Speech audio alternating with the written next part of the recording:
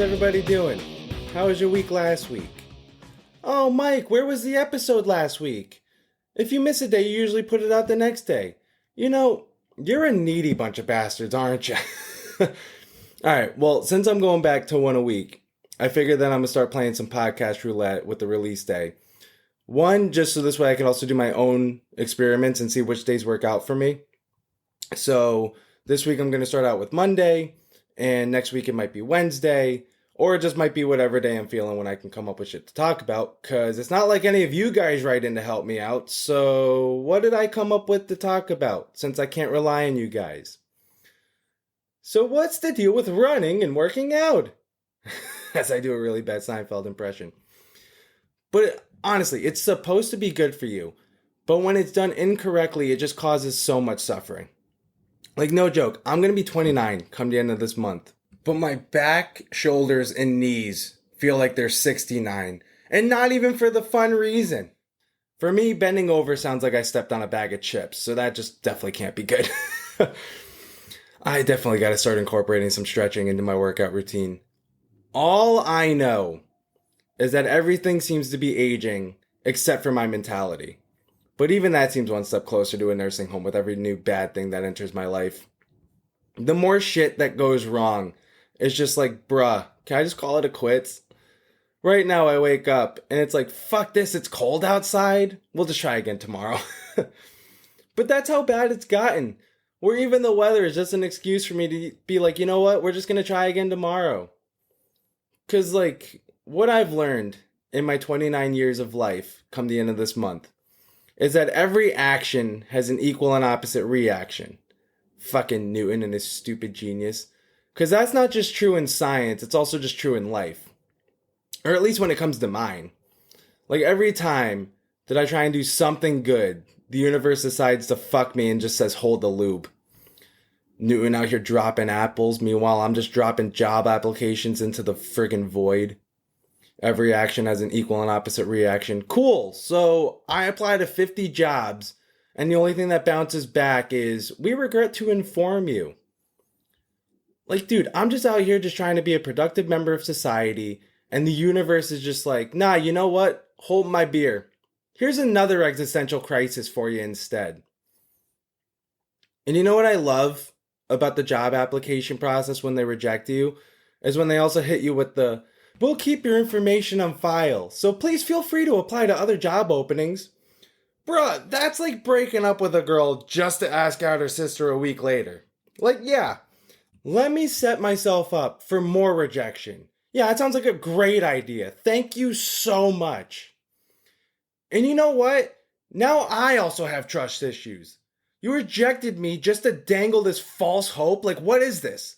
A toxic ex who won't let go but keeps you on the back burner just in case?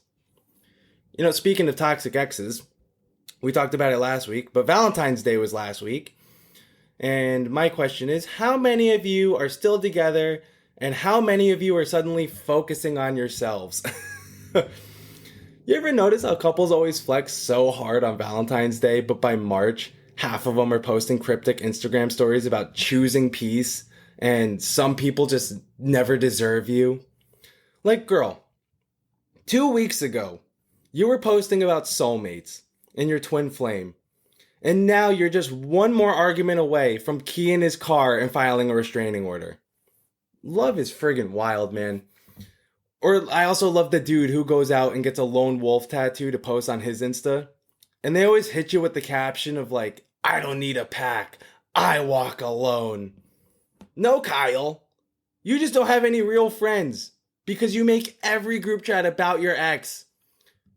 Fun fact, wolves are a pack animal, my guy. You got a wolf tattoo, not because you're a warrior, but because you got broken up with for being an asshole one too many times, and now you think being emotionally unavailable is a personality trait. Give me a fucking break. Real lone wolves are usually sick or lost. So congratulations. Your tattoo is basically a billboard-sized sign that says, help me, I'm struggling.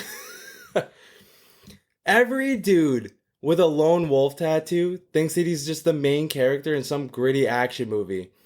Bro, You work at AutoZone and you cry when your DoorDash order is wrong. Like, how tough can you actually be? Honestly, though, at this point, I might get a lone wolf tattoo just to match the energy of my job applications. No back, no callbacks, just vibes. Or I love it if it's not that. It's always the girl who gets the breathe in cursive. Like, yeah, no shit, Stacy. What's next? A tattoo that says blink, drink water? Or my personal favorite, the live, laugh, love tattoo. Like, alright, Becky. As if you didn't steal that straight off of a Home Goods sign. Like, give me a break. Honestly, I feel like half of these tattoos are just Instagram captions in permanent form. Like, if you're gonna commit, at least just go all in. Get it is what it is on your forehead and just embrace the chaos. Because that's ultimately what life is, right? It's just controlled chaos and you just gotta learn how to deal with it and roll with the punches. So, I don't know. But as part of this year, also since it's just hard for me to come up with jokes, even though right now my life just totally feels like a giant one, I also feel that it's time to start going on other avenues on this pod and also just being a bit more real, just so I also have more stuff to talk about.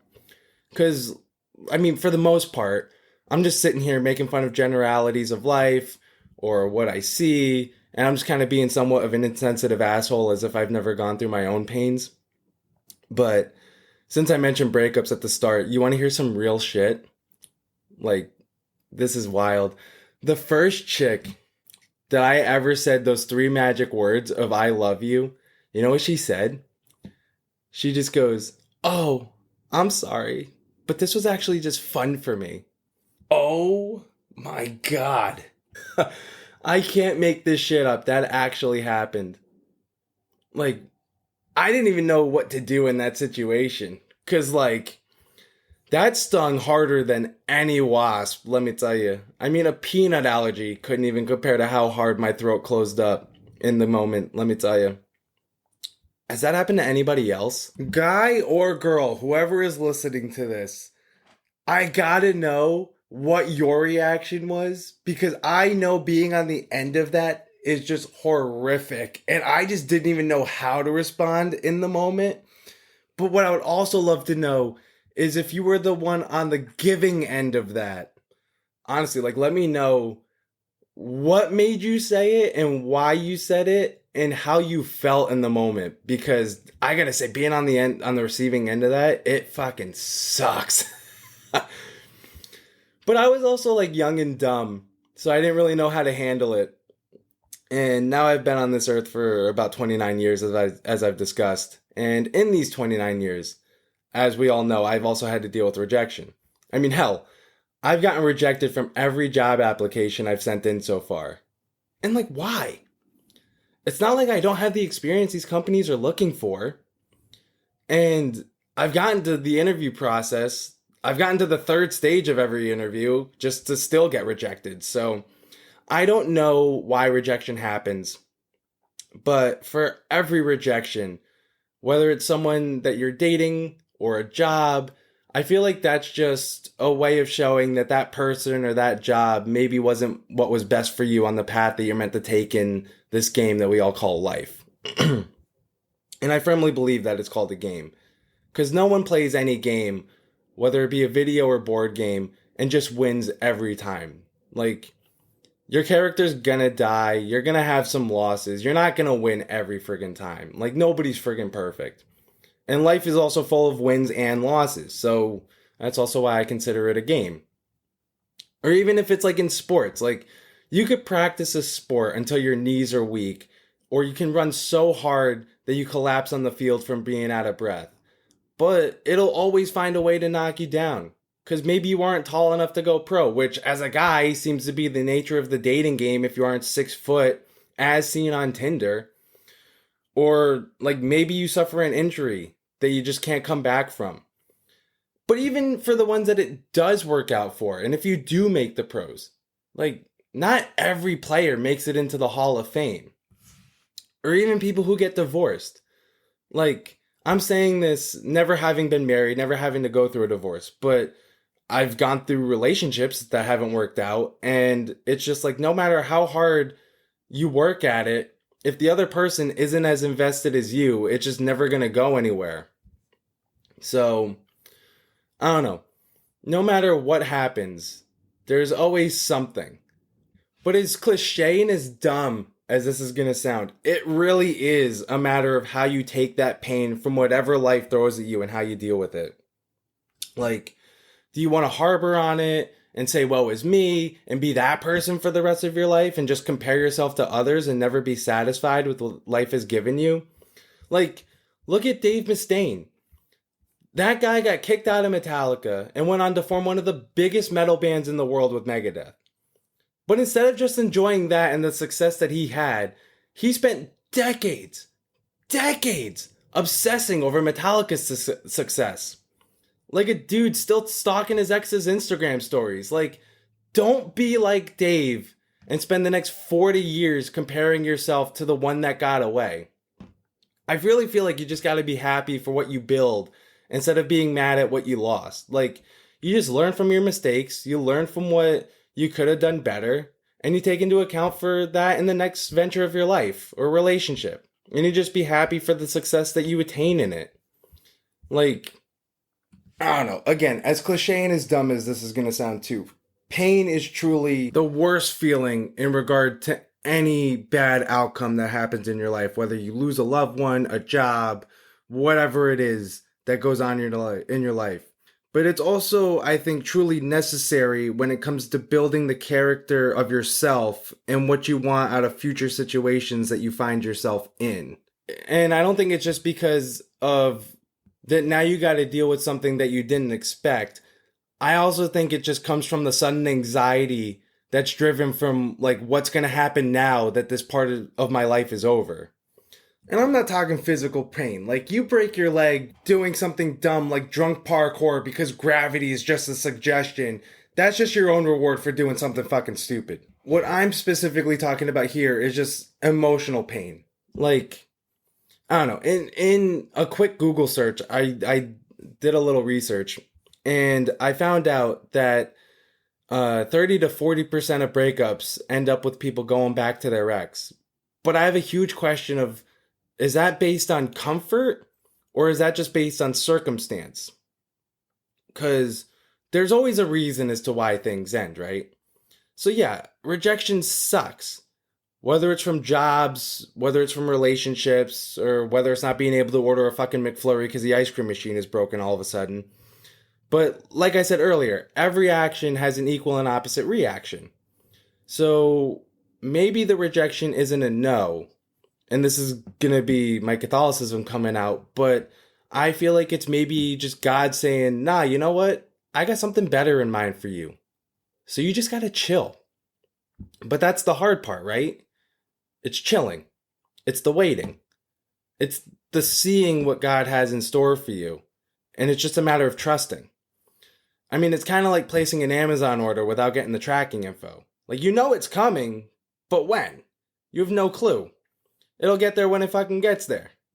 You just gotta wake up every day hoping today's the day that your blessings get delivered and not another "we regret to inform you." But you know what the great thing is? Pain is only temporary. The growth is what's permanent. God's not out there just throwing L's at you for fun. If life's knocking you down, maybe it's just because he's setting you up for something bigger. You just gotta stop fighting the process. Like, you wouldn't yell at your grandma while she's cooking and being like, hey, hurry up with that bread, I'm hungry. Bro, you gotta let the dough rise, my guy. But that's also not to say, like, don't keep trying to find that path, because at a certain point, you also need to put in your own work to a degree, too. And, I don't know, if nothing else, if you keep getting rejected, just remember, like, Jesus got rejected, too. Dude had 12 followers. One unfollowed. One straight up snitched. The rest all ghosted him when things got tough. Yet he still completed his mission. So if you're getting rejected left and right, maybe you're just in good company.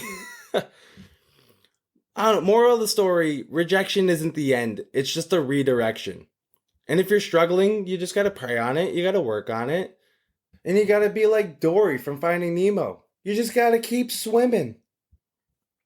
Or at the worst case, you just go and get yourself a breathe tattoo in cursive and call it a day. Because that seems to be the move. But alright guys, I think that's it for this week.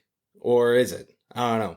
Who knows when the next episode's going to drop. Could be Monday, could be Wednesday, could be in the middle of your grandma's bingo night. I don't fucking know. But that's the thrill of podcast roulette, TM. Patent pending.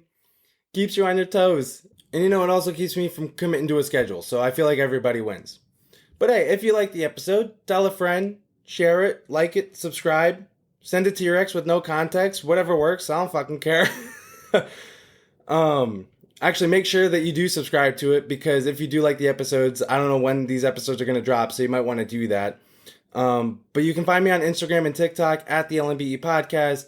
And if you guys actually want to help me out and come up with some shit to talk about, instead of making me do all the work, you could write into lnbemedia@gmail.com.